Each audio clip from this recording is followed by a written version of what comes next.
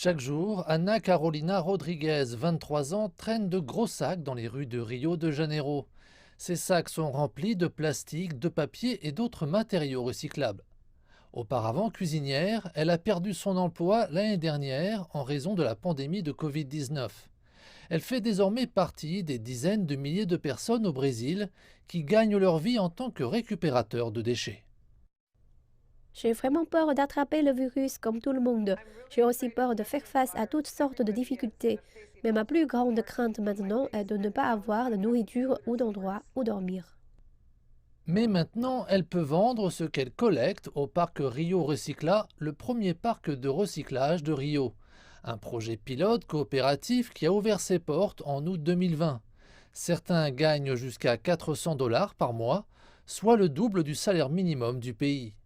Edson Freitas, l'un des fondateurs du parc, précise que peu de gens savent que les ramasseurs de déchets au Brésil sont responsables de 90% de tout le recyclage du pays et qu'ils sont maintenant plus nombreux que jamais.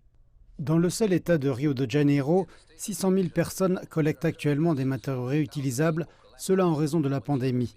Elles ont trouvé une alternative pour gagner leur vie dans le secteur du recyclage. Ce parc est un exemple de gestion des déchets et d'inclusion sociale au Brésil.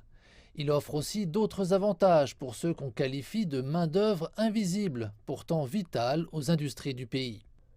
Étant donné que la plupart des récupérateurs de déchets n'ont pas de compte bancaire, ils peuvent être payés avec ces cartes utilisables pour l'achat de nourriture, mais aussi le paiement des factures et d'autres choses encore. L'objectif principal de notre carte est la sécurité de ces personnes vulnérables, mais maintenant les acheteurs de produits recyclables ajoutent des bonus aux cartes pour obtenir les choses dont ils ont le plus besoin. C'est une situation gagnant-gagnant. L'effort consiste maintenant à créer d'autres parcs comme celui-ci dans la ville de Rio de Janeiro pour aider davantage de personnes comme Ana Carolina à survivre dans la dignité tout en jouant un rôle clé pour l'environnement de la municipalité.